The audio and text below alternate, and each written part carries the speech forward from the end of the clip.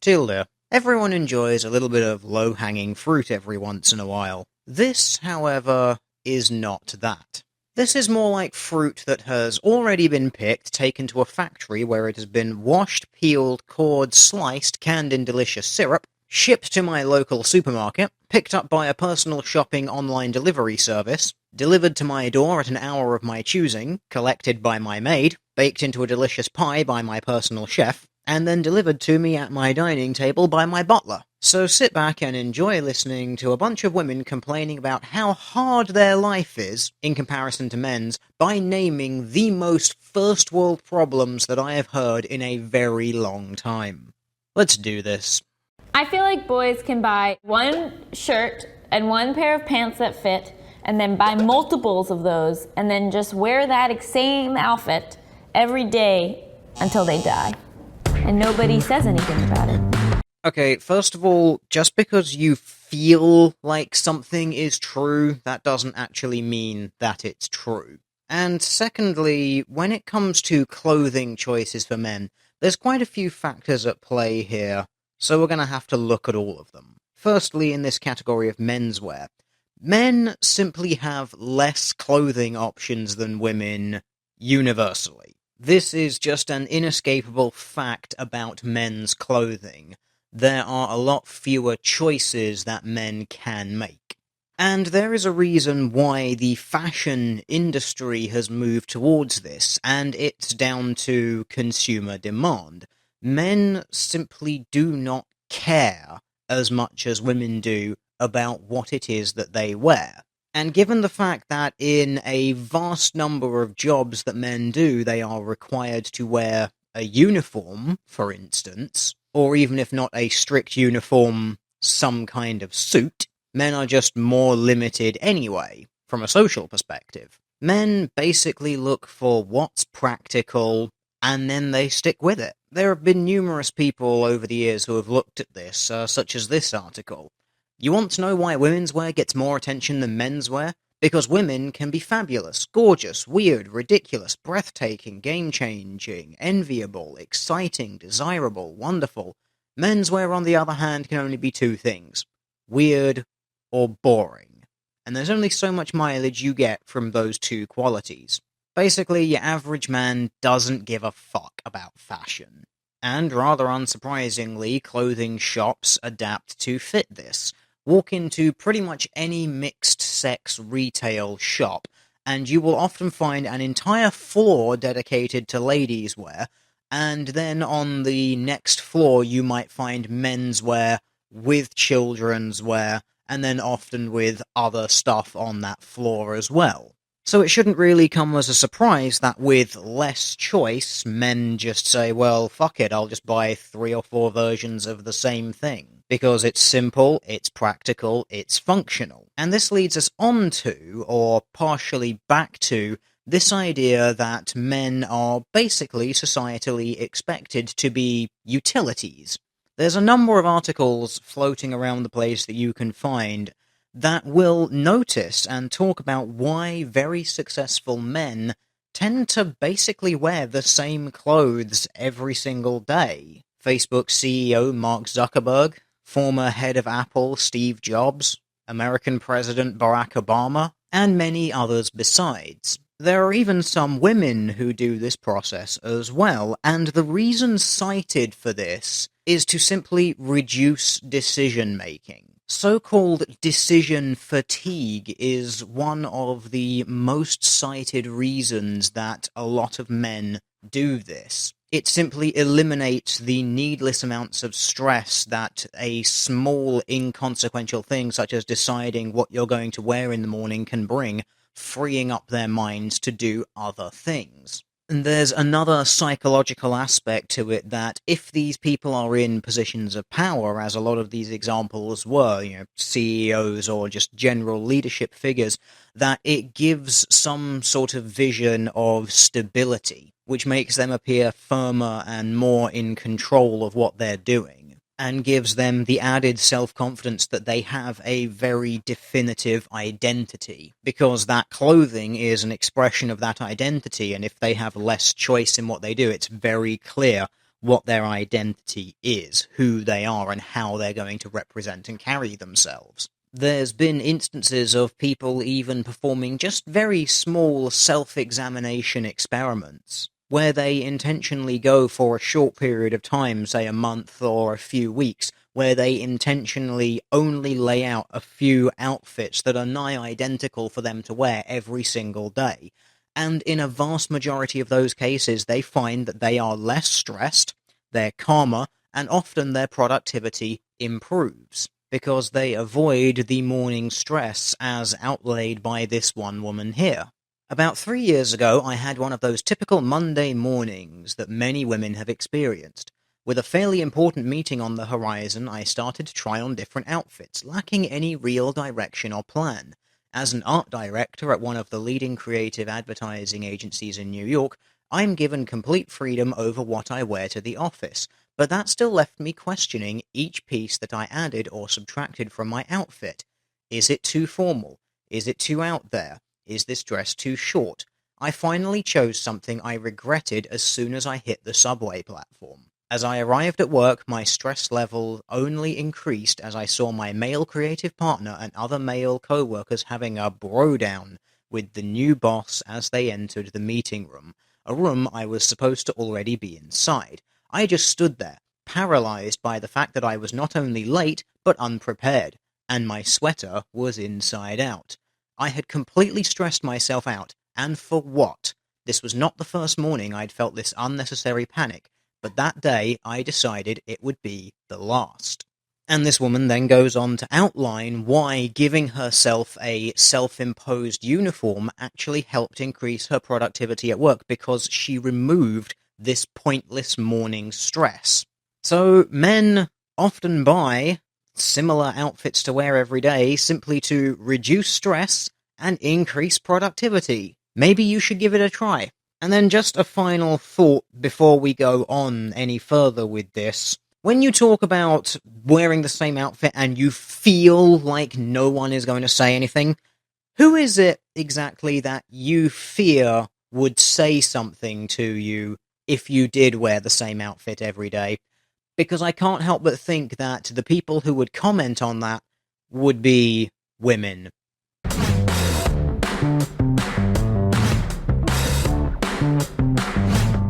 Buying underwear is so much easier for guys. Like, bras are so complicated. Apples and oranges. Men's underwear, assuming they choose to wear any, serves a very limited function, which is why you basically have three choices: briefs, boxer briefs, or boxer shorts. They are simply a small garment designed to cover the glutes and crotch. Women's underwear, if you actually compared like for like, serves the exact same function, but now you're throwing in all sorts of other things like bras and other kinds of corsetry or lingerie. It's a different garment for a different purpose. And here's the cool thing: you don't have to wear them if you don't want to. But if you do want to wear them, then you don't really get to complain about how complicated they are, because you are the one making that decision. Things coming in different sizes does not make them complicated. Things being adjustable does not make them complicated, because if the adjustability is the thing you're complaining about, I hope you never have to put on a belt. But hey, if the complexity of having dozens of choices is just too much for you, go and get yourself a nice long strip of fabric and just keep wrapping that around your chest like women had been doing for centuries before the bra or the corset was invented. That's not complicated, right? The funny thing is, you seem to be complaining about complexity from the position of being the most catered to group imaginable. I actually dug up an answer on the website Quora from someone who actually works designing women's garments, and they gave a very comprehensive breakdown and explanation of why bras are so complicated. And the simple answer is, bras are complicated because women and breasts are complicated. After breaking down numerous possible factors in what has to go into designing or making any sort of bra,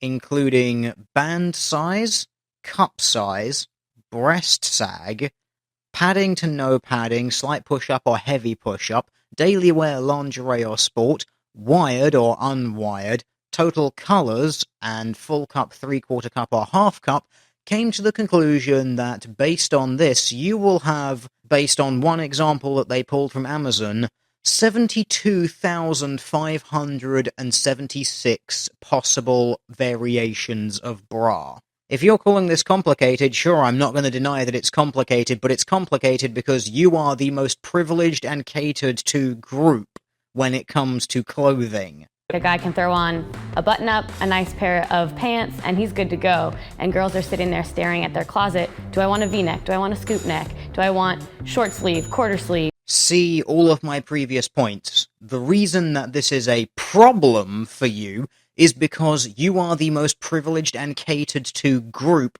when it comes to clothing. Women are disproportionately interested in what they're wearing. They have a disproportionate amount of retail space dedicated to them. They have a disproportionate amount of clothing made for them. Oh, but this causes you all of the problems and all of the stress because you just have too many choices.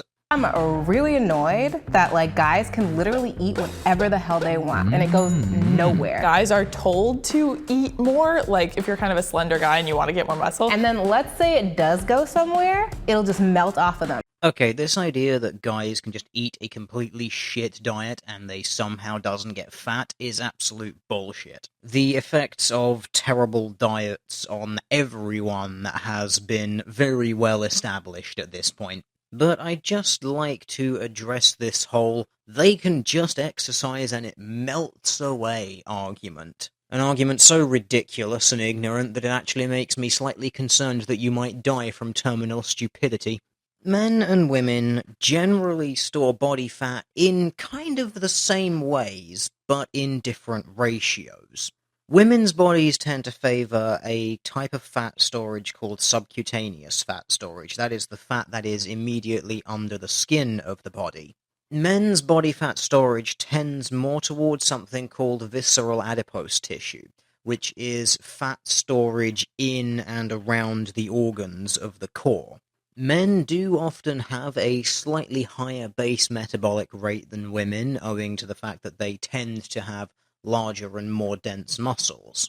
The gender divide when it comes to fat loss has only really been observed in VAT body fat, where men seem to be able to lose that faster than women, but this may simply be because they tend to have more of it to lose. Interestingly, some other studies that have been conducted have found that when men and women go on a caloric deficit and take suitable exercise, that they will both actually lose the same percentage of overall body mass, but that men tend to be quite fortunate in that they will often lose a larger amount of body fat than the women will. But by far the most interesting thing is actually caloric intake, that is, your diet, seems to be the thing that has by far the largest impact on weight gain or weight loss, certainly far more than gender does. Rather interestingly, because of a few metabolic differences between men and women, women's bodies are actually technically better at mobilizing fat than men's bodies, owing to a higher concentration of lipoprotein lipase. Basically, women have an easier time of getting fat out of their fat cells, as it were, and mobilizing through their bodies into a place where it can actually be oxidized or burned.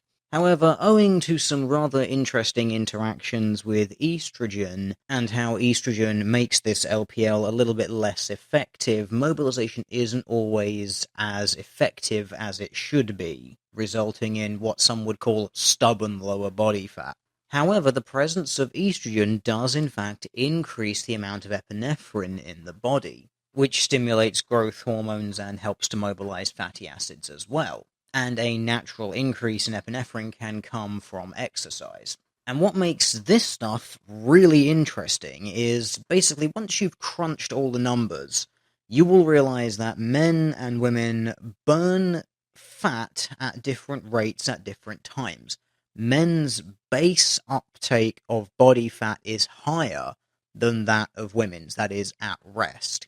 However, most interestingly, women's mobilization and burning potential of fat is actually higher than that of men during exercise, but women do have the handicap of having a lower metabolic rate when not at exercise.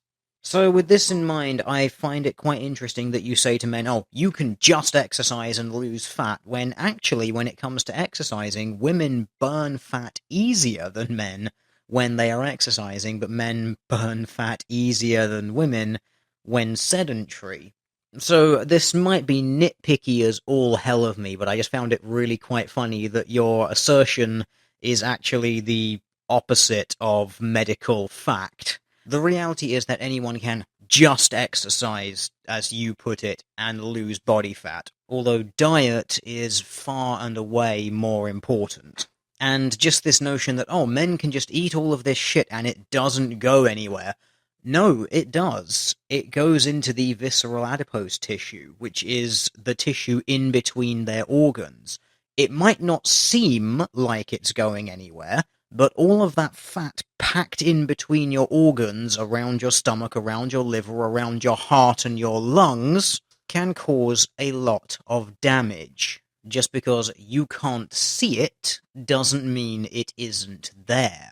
Basically, you could have two people with an identical amount of body fat. If one person is storing it purely as visceral adipose tissue, they will look less fat than the person storing all of their fat as subcutaneous fat, even though they are both the same level of fat. Owing to the differences of men generally storing as visceral fat and women generally storing as subcutaneous, you can see where this is going, yeah? Their ability to pee wherever and whenever they want. They get to pee standing up, they get to pee against the wall. I feel like so many times girls are waiting in these long lines and guys walk 10 feet away, face a tree, and just do their thing, and it's all done. Really? We're coming back to this shit again, are we? As a woman, you can go behind a tree, drop your trousers, squat down, and pee. There is a reason why there are massive queues at women's toilets and men say, oh, fuck it, I'll just go somewhere else. And it's because personal choice by women. Women do not want to urinate in front of other people. Men, on the other hand, don't care, because when it comes to public restrooms and things like that, men have urinals. They can just go and do their thing in front of them. Now, interestingly, there are actually female urinals. There are several designs of female urinal that would eliminate the need to put up stalls and thus have fewer toilets in public washrooms, because after all, a rack of urinals is a lot more efficient space-wise. However, women do not want these facilities. They refuse to use them. They demand stalls so that they can have their little private safe space. There are also female urination devices, which are basically little funnels designed to be held against the crotch so that a woman could urinate in the same way that a man does. Unsurprisingly, there's not a whole lot of takers, because women do not want to do these things. You talk about how jealous you are of men, about how easy and how privileged men are because they can do this stuff. You can do it too, you just don't want to. You don't get to complain about something being so very hard in your life when it's your own personal choice. Guys can sort of be more forward. The guy is the pursuant and the girl is the like, ooh, he's looking at me. I wonder if he'll come over and speak to me, sort of thing. And then any woman who makes that advance comes off as kind of aggressive. It is not an advantage that you are the one who is socially expected to put your feelings, your emotions, your desires, your everything on the line for someone else's approval. People do not like rejection, and yet we live in a world where men are expected to face it dozens, if not hundreds, possibly even thousands of times in their life. And this is not something that comes easily to a lot of men. But if this is something that genuinely makes you jealous as women, you go ahead, get out there and start asking guys out. That would be great. I am all in favor of you doing that. Just don't get upset when men say no. because there's quite a few examples of women being rejected after making sexual offers towards men, and they get a little bit violent. Almost as if they think they're entitled to it. Don't be that girl. Men get to have sex with whoever, whenever, and wherever they want, and it's basically socially acceptable. No, that's called rape. It's a massive taboo and is very heavily punished in society. Climaxing during sex is so much easier for guys. Like, it's like when humans were created, it's like men with their sexuality were given a tic-tac-toe game to figure out, and women were given a Rubik's Cube, and it's like, clearly one is harder than the other. There's a really simple biological reason why this happened, and yeah, it is a little bit unfair, but such is the nature of sexual reproduction. If a man doesn't orgasm, a child cannot be conceived. Well, technically you can conceive from pre-ejaculate fluid, it's just that there is very little actual viable sperm in it. So the likelihood of conception from that is very low. So for a man, ejaculation and orgasm is basically essential for reproduction. For a woman, however, it is not. So historically, across the entirety of a population, if the males have an easier time ejaculating, they are more likely to pass on their genes than males who find it more difficult to ejaculate. This means that whatever behaviors lead to quicker and easier ejaculation are more likely to be passed on, or whatever genetic combinations there are that lead to easier ejaculation get passed on, whereas those that do not, don't. It's pretty simple, and yeah, I would say that this one actually is a little bit unfair, but really this is what you're arguing about. Men are so privileged and women are so disadvantaged in society because it's easier for men to come when they have sex. Maybe this is why female assistants and masturbatory aids outnumber males by the thousands. Or, you could just try, talking to your partner. Radical notion, I know. But yeah, so far this is actually maybe the most legitimate point that you've made about something that you can be jealous about. Boy, that's a first world problem. It'd be really awesome to think about my future and not be like, childbirth, what it will do to my body and my career. These are actually things that men have to consider as well. Not so much the body, obviously they take a much less of a physiological hit, although men do still suffer from increased levels of stress and decreased level of sleep after having a child. But here's a crazy idea for you. If you don't want to deal with any of those negative effects, don't have kids. No one's forcing you to. And I do find it funny that as a woman, you have, all the power in the world when it comes to having a child, and men have basically none. But you're still somehow phrasing this as a net disadvantage to women when men's reproductive rights are basically non-existent. Shaving is a choice for a guy. Guys can just have these hairy pits and arms and faces and legs. They can just be a big ball of hair. And nobody judges that. Let me walk around as a hairy ball and see how many guys I'm gonna get. Actually, this is exactly the same for men as well. Your entire caveat to this is, men can be covered in hair, and some women will still find him attractive. Did you know that as a woman, you cannot shave your entire body and some men will still find you attractive? The key difference here is whether it's men that you want to find you attractive. And it's just quite interesting that you phrase it in, let's see how many guys I'm going to get. Because yes, the number of men who find hairy women attractive are not very many. The problem comes when you're hairy as all fuck and you expect every man to still find you attractive. Because over your life you have got so used to your female privilege of a large number of men finding you attractive by default just because you exist. I feel bad that men can't express themselves emotionally. You can't have a good cry. You can't, lean on your bros for support. Men absolutely do express themselves emotionally when they've got other men around them who are their close friends. They just don't necessarily deal with those emotional issues in the same way that women do. Any emotional difficulties, emotional turmoils, or whatever that these men are going through will often be hashed out in male spaces. You know, those male spaces that women such as yourselves, or feminist women, or social justice women, are intentionally and constantly trying to destroy, and we hear it all the time. We need more women in gaming because it's a toxic male space. We need to stop tabletop from being such a male space that's hostile to women. And all of that bullshit. The reason that men are slowly becoming less and less able to express themselves emotionally is because you are not permitting them the environment that they need to do so.